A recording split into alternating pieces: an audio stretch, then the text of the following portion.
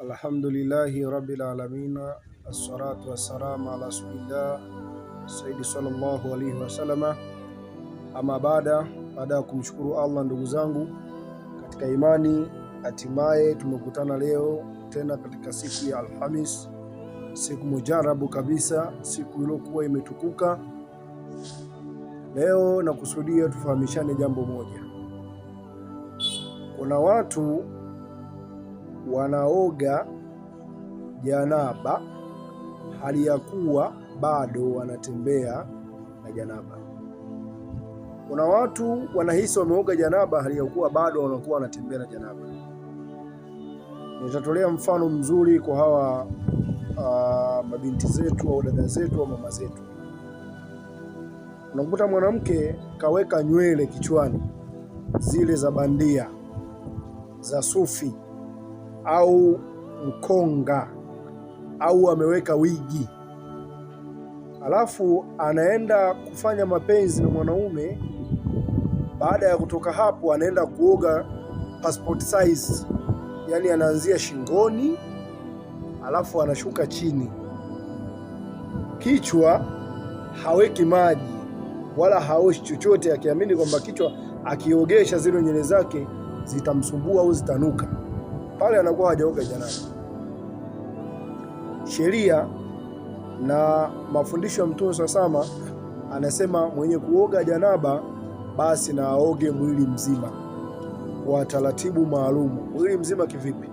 Kwamba ukioga janaba ukaenda kuoga nusu ya lile janaba, mfano umechukua kichwa umekiacha, alafu umeenda kuchukua kiwiliwili ndio umeenda kutia maji, alafu ukaacha kichwa, pale hujaoga janaba. Kwa sababu shuruti na sheria za kuoga janaba, kwanza inatakiwa utie nia ya kwenda kuoga lile janaba, cha kwanza. Pili, unapofika pale chooni, kabla hujaingia utasoma dua Bismillahirrahmanirrahim, kwa kutilia nia kwamba unaenda kuoga janaba, ambalo janaba hiyo unaenda kujitwaharisha kwa kutia udhu. Kwa hiyo dua hiyo bismillah itakufanya wewe, itakuwa imejitosheleza katika kwenda kutia udhu wako kule chooni. Kabla ya kutia udhu utanawa tupu zako mbili, ya mbele na ya nyuma. Baada ya kujisafisha umekaa safi, kisha baadaye utatia udhu mwili mzima.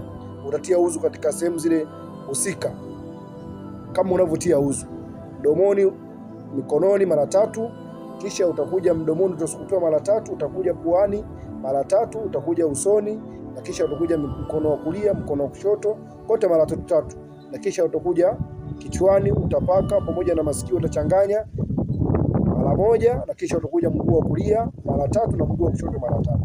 Baada ya hapo utachukua maji yako utaoga kwa kuanzia ubavu, utaogesha kichwa chako mara 3, kisha utaanza kuoga kwa kutumia ubavu wako wa kushoto wa kulia mara 3, kisha utakuja kushoto mara 3, kisha utamwagia maji mwili mzima.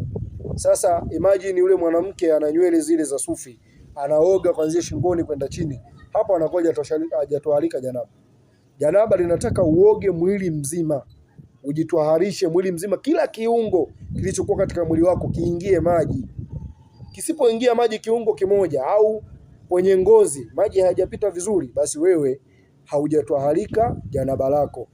Kwa hiyo inshallah nimeongea kwa haraka, lakini naamini nikipata wasa kwenye darasa lingine nitakuwekeni sawa zaidi ili muweze kuelewa.